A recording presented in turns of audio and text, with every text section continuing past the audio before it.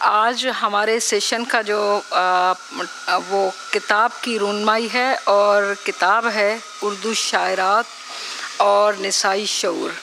یہ 100 برس کا سفر، 1 صدی کا سفر. ڈاکٹر فاطمہ حسن ان کی کتاب کی جو ہے صاحب کتاب جو ہے ڈاکٹر فاطمہ حسن. اور آج ہماری گفتگو میں جو شریک ہوں گے، میں سب سے پہلے ان کا تعارف کراتی جاؤں. میرے ساتھ جو ہے ڈاکٹر فاطمہ حسن جن کی کتاب کی رونمائی ہے، اور ان کے ساتھ بیٹھے ہیں افضال سید صاحب. اور افضال سید کا تعارف تو میرا خیال ہے کہ کوئی ممکن نہیں ہے سوائے اس کے کہ جب ہم یونیورسٹی کے دنوں میں یہ ہم طالب علموں کے اور نوجوانوں کے محبوب شاعر رہے، اور اب یہ ہے کہ ہمارے بالوں میں سفیدی آ چکی ہے، لیکن ان کی نظمیں ابھی تک تر و تازہ اور جوان ہیں. آپ حبیب یونیورسٹی میں بھی پڑھاتے ہیں، اور ان کے ساتھ ہمارے بیٹھی ہوئی ہیں رخسانہ صبا. ڈاکٹر رخسانہ صبا بھی جو ہے ان کا تعلق بھی جو ہے ریسرچ سے بھی ہے، اس طرح سے کہ انہوں نے پی ایچ ڈی جو ہے کیا ہوا ہے اس پہ نسائی طویل نظموں پر، اور جمیل الدین عالی کی طویل نظم. آپ صاحب کتاب ہیں، اور راک کی روشنی جو ہے مجموعہ شعری مجموعہ آپ کا آ چکا ہے، اور اس کے علاوہ آپ جو ہے نظم لکھتی ہیں، نظم کہتی ہیں، اور آج ہمارے پروگرام میں اس کتاب کے حوالے سے ان کی گفتگو شامل رہے گی. میں اپنی گفتگو کا آغاز کروں. میں خواتین کے ادب پر تنقید اور تحقیق. اب ہم عورت قلم کاروں کو خود کرنی پڑے گی. یہ ابتدائی جملہ ہے اس کتاب کا جو ڈاکٹر فاطمہ حسن نے لکھا. یہ کتاب کس موضوع کا احاطہ کرتی ہے، اور اس کتاب کی کیا جو ہے امپارٹنس بن سکتی ہے، کیا اس کی اہمیت ہے اردو ادب میں اور نسائی شعور میں اس کی. تو یہ میں سوال پوچھوں گی ڈاکٹر رخسانہ صبا سے کہ وہ اس کتاب کے بارے میں اور ڈاکٹر فاطمہ حسن کی اس ادبی کاوش کے بارے میں اور اس کے اندر پائے جانے والے نسائی شعور کے بارے میں کچھ ہمیں بتائیں. بہت شکریہ امر سندھو صاحبہ. بہت میں شکر گزار ہوں ادب فیسٹیول کی کہ ایک ان کی انتظامیہ جو ہے، اور امینا سید صاحبہ کی بھی خاص طور پہ، کہ انہوں نے مجھے اتنی اچھی کتاب پہ گفتگو کے لیے یہاں مدعو کیا. اور افضال صاحب آپ کی اجازت سے، فاطمہ حسن صاحب آپ کی اجازت سے میں کوشش کروں گی کہ مختصر وقت میں تھوڑی اس کتاب کے حوالے سے کچھ بات کر سکوں. ڈاکٹر فاطمہ حسن کی کتاب نسائی شعور، اردو شاعرات اور نسائی شعور، 100 برس کا سفر، دراصل عورت کے اسی اجتماعی شعور کی آواز ہے جو 1936 میں ویمن یونین کے تاریخی اجتماع کے موقع پر لاطینی امریکہ کی ایک قلمکار تھیں وکٹوریا اوکیمپو، انہوں نے بلند کی تھی. انہوں نے کہا تھا کہ عورتوں کو چاہیے کہ مردوں سے گواہی لینے کے بجائے اپنے حق میں خود بولیں اور خود گواہی دیں، اور اس سے دنیا بھر کے ادب کو فائدہ پہنچے گا. تو فاطمہ حسن اس آواز کے تعاقب میں آج سے 20 برس قبل ہی چل پڑی تھی، جب انہوں نے اردو کے ادبی رسائل میں شائع ہونے والی پہلی شاعرہ زاہدہ خاتون شروانیہ پر پی ایچ ڈی کے لیے اپنے تحقیقی مقالے کا آغاز کیا تھا. فاطمہ حسن کا جو ادبی سفر ہے وہ 2 متوازی سمتوں میں جاری رہا ہے. ایک طرف تو وہ اپنی نظموں، غزلوں اور کہانیوں میں تخلیقی سطح پر نسائی شعور کا بھرپور اظہار کرتی رہی ہیں، اس اعتماد کے ساتھ کہ ہوا چلے گی تو خوشبو میری بھی پھیلے گی، میں چھوڑ آئی ہوں پیڑوں پہ اپنے ہاتھ کے رنگ. اور واضح ہو کہ اس شعر میں سے مراد صرف شاعرہ کی ذات نہیں ہے، بلکہ میں کا یہ کردار سیفو اور میرا بائی سے لے کر آج تک کی عورت کے تخلیقی وجود کا استعارہ بھی ہے، جس نے آرٹ اور ادب پر اپنے لازوال رنگ چھوڑے ہیں، اور ان کو نظر انداز کرنا بھی ممکن نہیں ہے. دوسری طرف فاطمہ حسن نے اپنی تنقیدی کتابوں، مقالات اور تالیفات کے ذریعے عورت کی وجودی حیثیت اور نسائی شعور کی طرف ہم سب کی توجہ دلائی ہے اور دلاتی رہی ہیں. لیکن یہ جو کتاب ہے اس کو میں فاطمہ کی دیگر کتابوں کے مقابلے میں ایک اگلے قدم کا ایک اگلا سفر سمجھتی ہوں۔ اس کی بنیادی وجہ یہ ہے کہ جو زاہدہ خاتون شروانیہ پہ جو کتاب ہے وہ تو ایک خاص شخصیت کے تناظر میں ہے، ایک تخلیقی شخصیت کی پرتیں کھولتی ہے۔ کتاب دوستہ میں اپنے عہد کے قلمکاروں پہ مضامین ہیں، اور خاموشی کی آواز اور فیمنزم اور ہم اور بلوچستان کا ادب اور خواتین، یہ سب تالیفات ہیں۔ لیکن یہ جو کتاب ہے، یہ کتاب دراصل فاطمہ اپنی تحریروں میں، اپنی تقریروں میں فیمنزم کے حوالے سے یا نسائی شعور کے حوالے سے اب تک نظری سطح پہ جو اظہار کرتی رہی ہیں، یہ ان کا رخ عملی تنقید کی طرف موڑتی ہے، اگرچہ اس کا تحقیقی رنگ اس کتاب کا زیادہ نمایاں ہے۔ تو وقت چونکہ کم ہے، میں کوشش کرتی ہوں کہ اور مختصر اس کتاب پہ بات کر سکوں۔ سب سے پہلے تو دیکھیں اس کا سرورق جو ہے وہ کس قدر بامانی ہے اور کس قدر عمدہ ہے، مشہور مصور شاہد رسام نے بنایا ہے، اور میں یہ سمجھتی ہوں کہ اس میں جو عورت کا وجود ہے اس کو دو مختلف رنگوں میں پیش کیا گیا ہے۔ ایک تو عورت کا حقیقی اور مادی وجود ہے جو کچھ اندھیرے میں ہے اور کچھ روشنی میں ہے، تو غالباً اس سے مراد یہ ہے کہ جو عورت نے انسانی سماج کی صورت گری کے لیے یا تہذیبی اور ثقافتی تشکیل کے لیے جو کردار ادا کیا ہے وہ تاریخ سے غائب ہے اور نیم تاریکی میں ہے۔ پھر اس کے بعد اس میں جو ہے وہ کچھ پدرسری سماج کے نمائندوں کی تصاویر بھی ہیں، اور ان تصویروں سے، ان کے چہرے مہرے سے، ان کے حلیے سے ظاہر ہوتا ہے کہ وہ مشرق و مغرب کی نمائندگی کرتے ہیں۔ اور جو سب سے اہم بات ہے وہ یہ ہے کہ عورت کے ایک ہاتھ میں کتاب ہے اور ایک ہاتھ میں قلم ہے، تو ایک ہاتھ میں کتاب ہے اور ایک ہاتھ میں گھڑی ہے، تو کتاب اور گھڑی جو ہے وہ وقت اور علم کا استعارہ ہیں۔ تو اس سے یہ ظاہر ہوتا ہے کہ عورت نے جو صدیوں اور زمانوں پہ محیط جو یہ سفر ہے وہ دراصل علم و دانش کے سہارے طے کیا ہے۔ پھر اس کے بعد ایک اور خوبی یہ ہے اس سرورق کی کہ جو تخلیقی وجود ہے عورت کا اس کو سبز رنگ میں دکھایا گیا ہے اور اس کے ہاتھ میں قلم ہے، تو اس سے یہ ظاہر ہوتا ہے کہ 20ویں اور 21ویں صدی تک آتے آتے عورت کا تخلیقی وجود بڑا روشن ہوا ہے اور اس نے اپنے آپ کو منوایا ہے۔ خاص طور پہ میں ذکر کروں گی کہ اس کتاب کا جو دیباچہ ہے وہ پڑھنے سے تعلق رکھتا ہے، انتہائی جو ہے بھرپور اور بصیرت افروز لہجے میں کئی زاویے اس میں منعکس ہوئے ہیں۔ افضال احمد سید صاحب جیسی ممتاز ادبی شخصیت نے وہ دیباچہ تحریر کیا ہے، خوش قسمتی سے وہ یہاں موجود بھی ہیں تو ہم ان کو ابھی سنیں گے بھی۔ اور بیک ٹائٹل پہ پیرزادہ سلمان صاحب کی رائے ہے، انہوں نے بھی کہا ہے کہ فاطمہ حسن کا جو دانشورانہ پختگی ہے ان کے ہاں اور نثری اسلوب بہت خوبصورت ہے، تو اس کی انہوں نے تعریف کی ہے۔ تو کتاب کا جو پہلا باب ہے وہ بہت اہم ہے، اس میں آپ یہ دیکھیں کہ جو پہلا باب ہے اس میں نسائی ادب اور تنقید کے مباحث بھی ہیں، اور تانیسی فکر کے حوالے سے ناقدین جو ہیں ان کے حوالے بھی شامل ہیں۔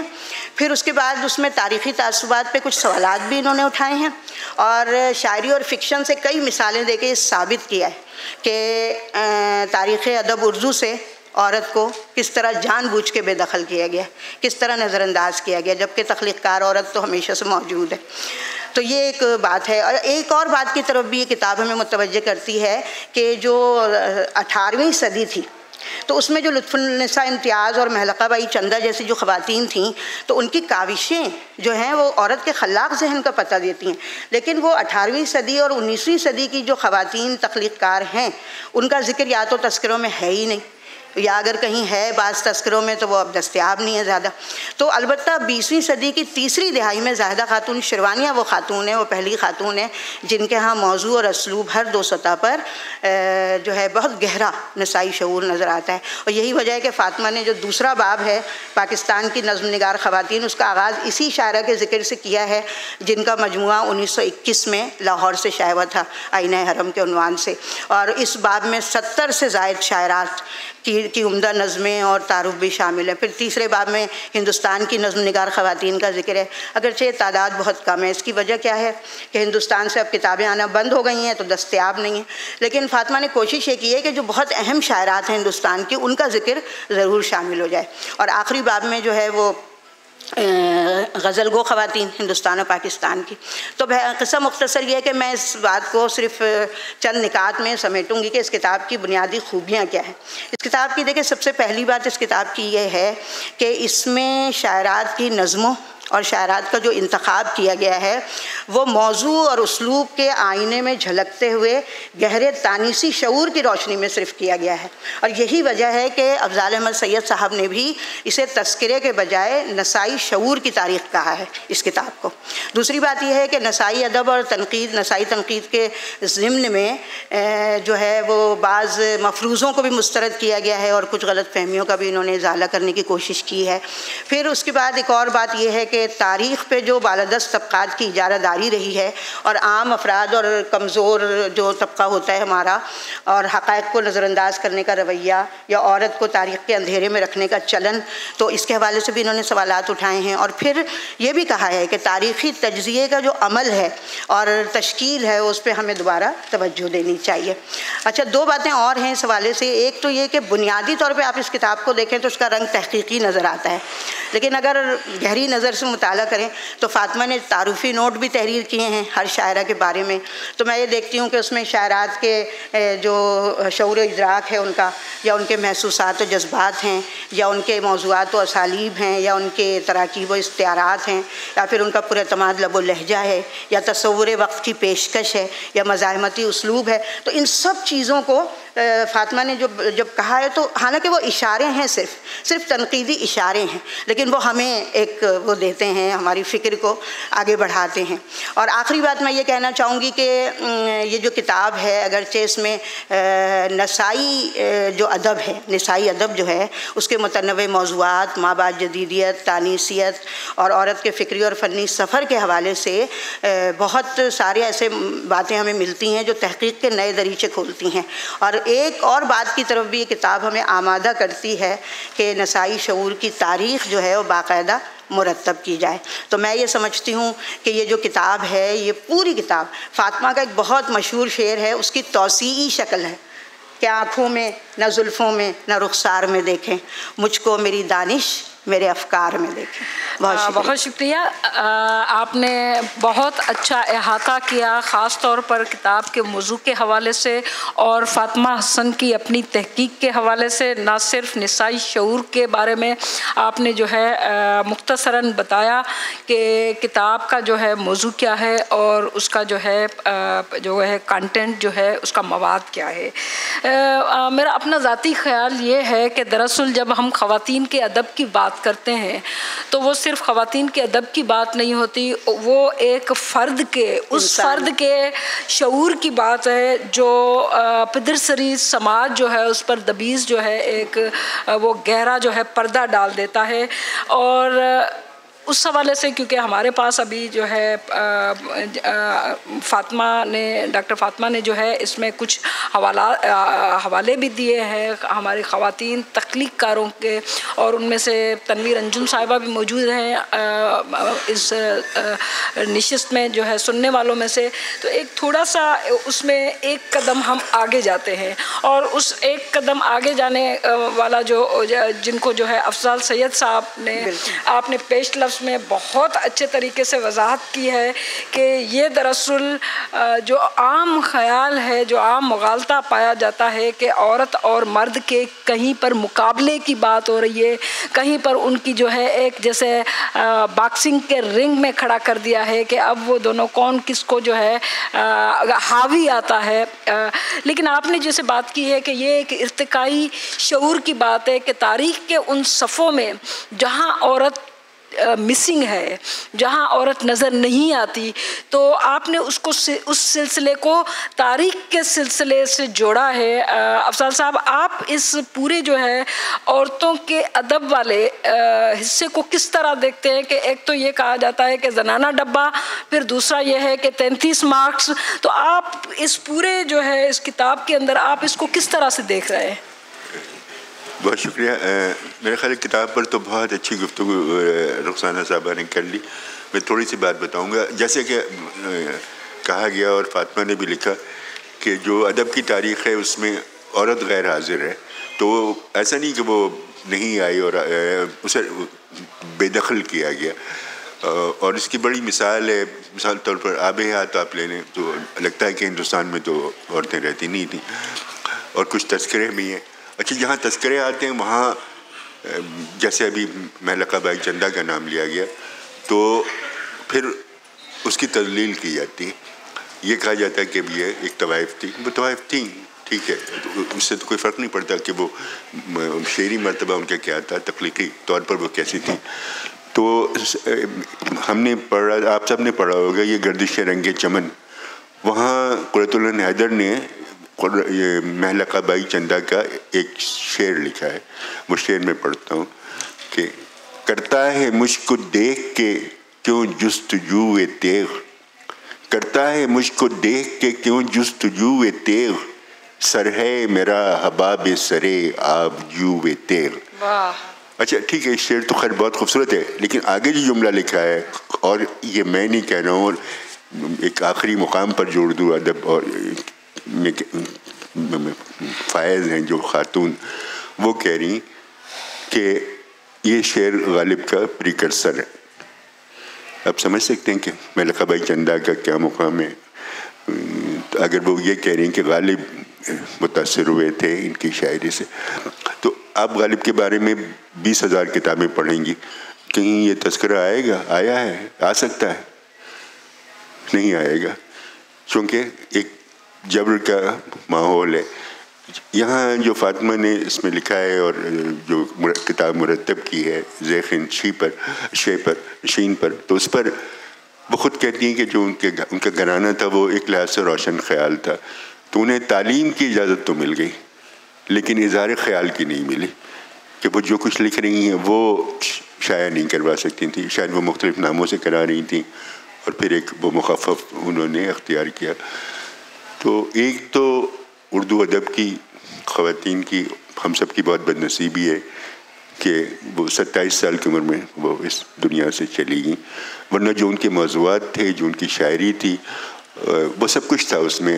ہم بہت بڑے شاعروں سے موازنہ نہیں کرتے، لیکن وہ موصل کا تیل یعنی آئل کی جو پالیٹکس ہے اس میں بھی وہ بات جانتی تھیں کہ کیا ہو رہا ہے.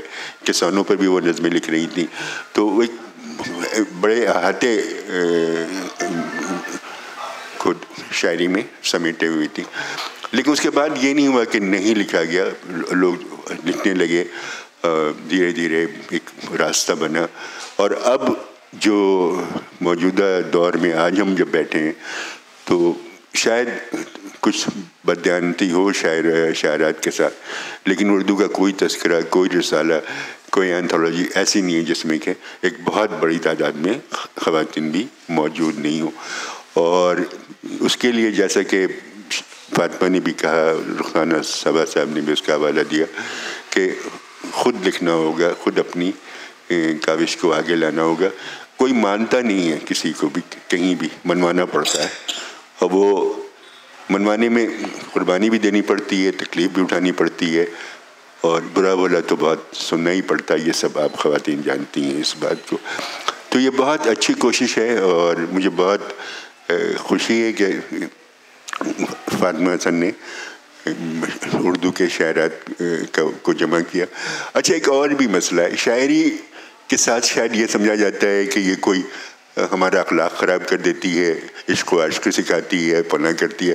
تو اس میں عورتوں کو، لڑکیوں کو کسی زمانے میں داخل ہونے نہیں دیا جاتا تھا.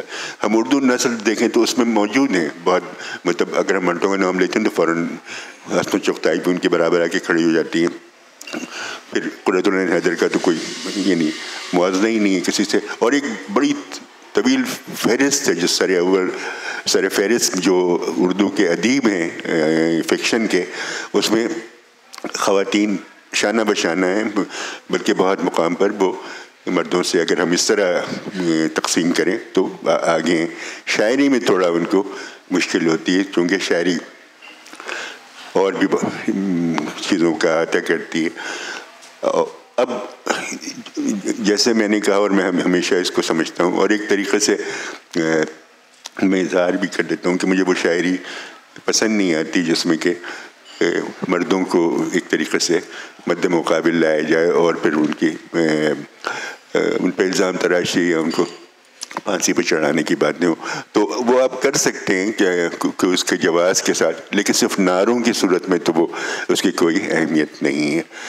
تو اس کتاب کی اشاعت پر میں بہت فاطمہ کو اس پہلے بھی مبارکباد دے چکا ہوں اور ابھی بھی میں انہوں نے ایک بہت اچھی کوشش کی ہے اور شاید اس کا کوئی دوسرا تیسرا ایڈیشن بھی ہے شاید.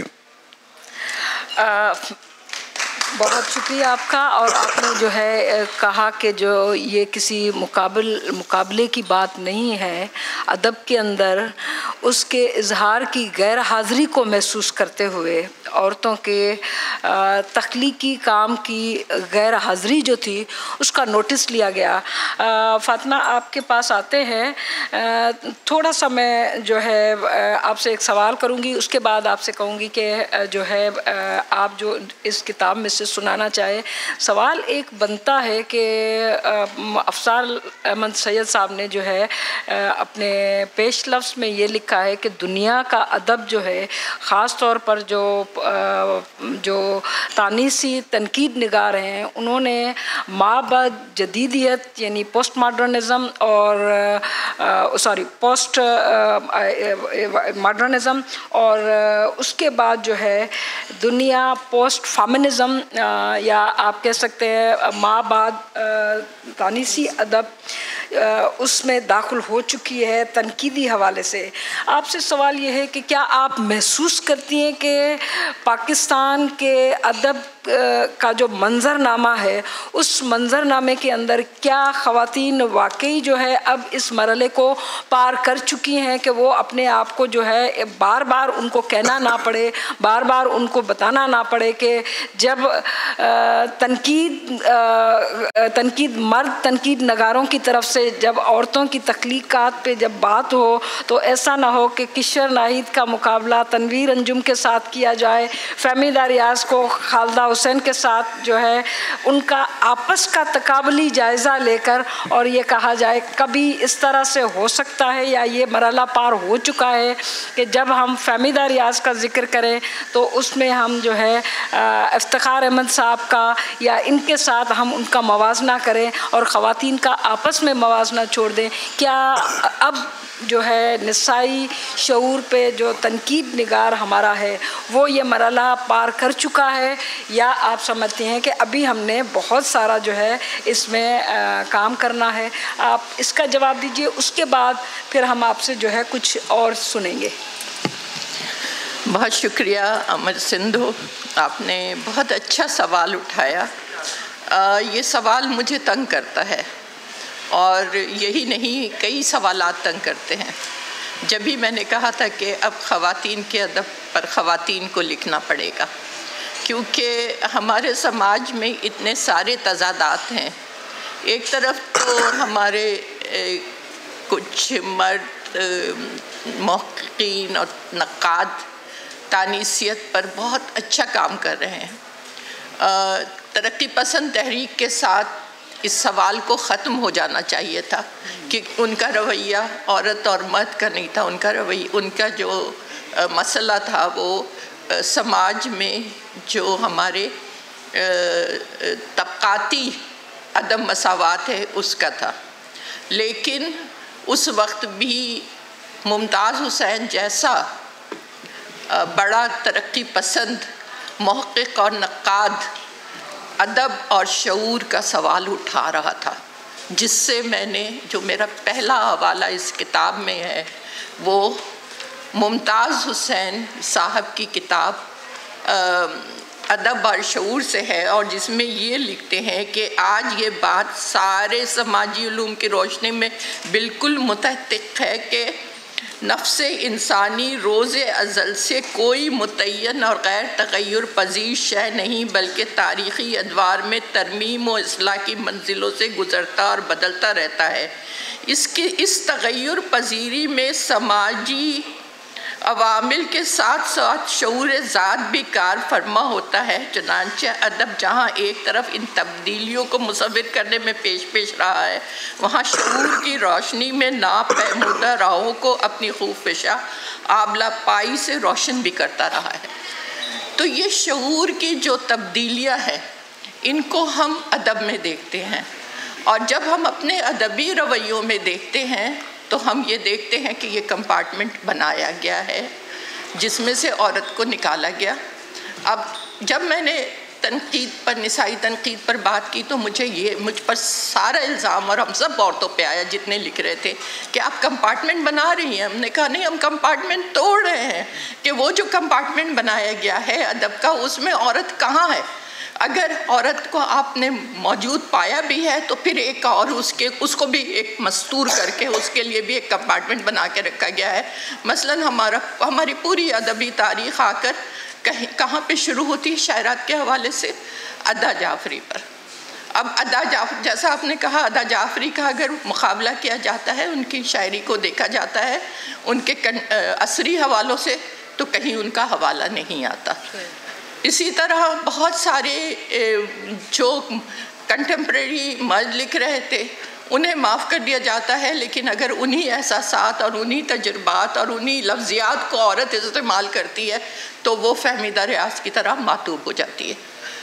تو یہ سارے سلسلے ہیں جو ہوا ہمارے ادب میں رہے ہیں، اور ان کو ہمیں ادبی میں پڑھنا ہے اور ادبی میں اس کو نبٹنا ہے. ٹھیک ہے، ویسٹ میں ترقی پسند تحریک آئی اور اس میں وہ سارے خواتین اس میں پیش تھیں. یہاں پر بھی جو ہماری انٹلیکچول سطح سے اگر رشید جہاں کو نکال دیا جائے تو ہمارے بہت سے مرد اس وقت ترقی پسندی کی طرف لکھنے کے لیے نہیں آتے جو بڑے بڑے نام تھے، یا عصمت چغتائی کا جو رویہ رہا ہے. لیکن اس کے باوجود ہمارے ہاں کوشش یہ رہی کہ کسی طرح عورت اپنے اسی محدود کردار میں رہے جو سماجی ایجنڈے کے طور پر نافذ کیا جاتا رہا ہے اور کیا جاتا رہا ہے. اور اب تو تنقید مابعد جدیدیت سے بھی آگے چلی گئی ہے، اور جولیا کرسٹیوا جو ہے وہ بہت فلاسفیکل اس پہ بنیادوں پر سوال اٹھا رہی ہے فرد کے لیے. اور جب فرد اور شعور کی بات ہوتی ہے تو فرد نہ عورت ہے نہ مرد ہے، اور شعور مکمل انسان ہے. اگر شعور نہیں ہے تو انسان جانور ہے. جی بہت شکریہ. اور آپ نے بہت اچھا اس کو ایکسپلین کیا کہ جب شعور کے ارتقاء کا سفر دیکھیں تو عورت کو مائنس نہیں کر سکتے، عورت جو ہے وہاں سے اس کو غائب نہیں کر سکتے. عورت رہی تو ہوگی لیکن اگر تاریخ میں اس کا ذکر نہیں ہے تو اس کا مطلب ہے کہ ہمیں پھر جیسے آپ نے کہا پہلے اور کتاب کی شروعات بھی اس جملے سے کی ہے کہ اب یہ تحقیق اور تنقید کا کام ابھی ہم نے کرنا ہے اور کرنا پڑے گا.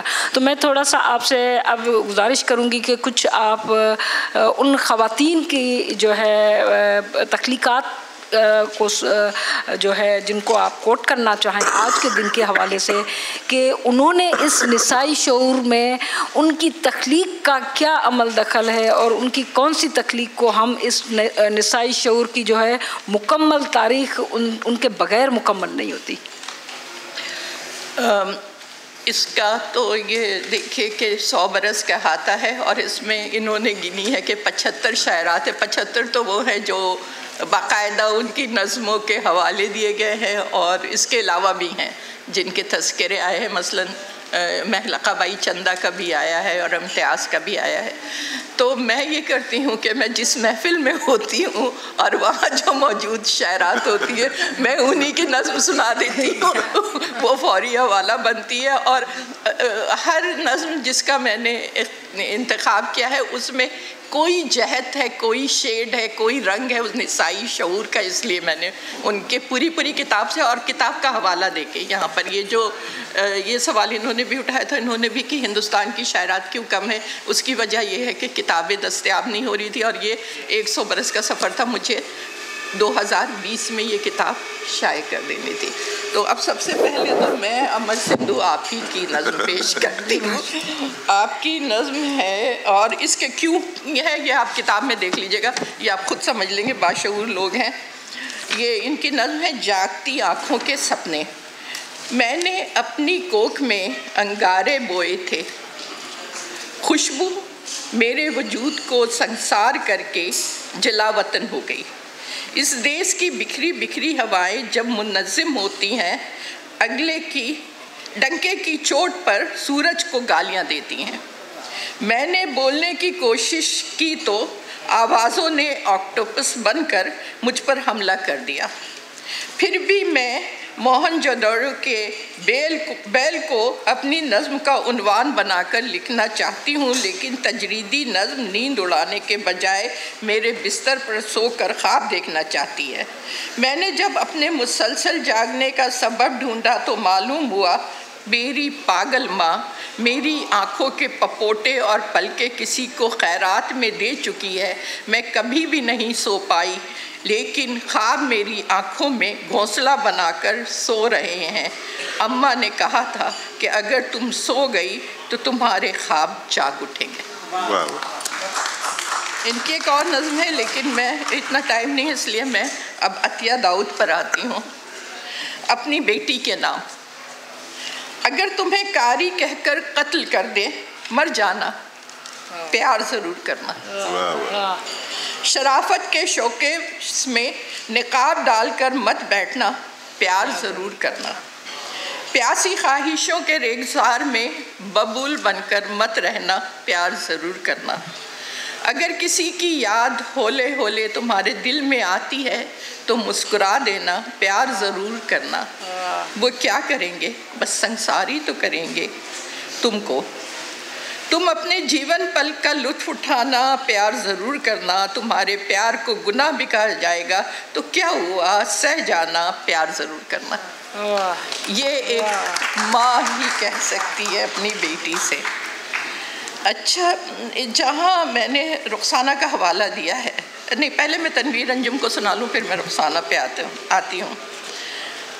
تنویر انجم کی میں نے 2 نظمیں یہاں پر دی ہے، اور ایک نظم میں نے اس لیے دی ہے کہ اس میں ایک ایسا سوال اٹھایا گیا ہے جو مجھے خود حیرت ہوتی ہے کہ انہوں نے اس کو کتنی خوبصورتی سے لکھ لیا کہ جب ہم بیٹی کو بیٹا اور میرا چندہ اور میرا بیٹا کہتے تو وہ خوش ہوتی ہے، لیکن اگر ہم بیٹے کو کہیں کہہ دیں کہ میری گڑیا، میری پری، تو وہ ناراض ہو جاتا ہے۔ تو ان کی نظم ہے کہیں گڑیاں پریاں شہزادیاں۔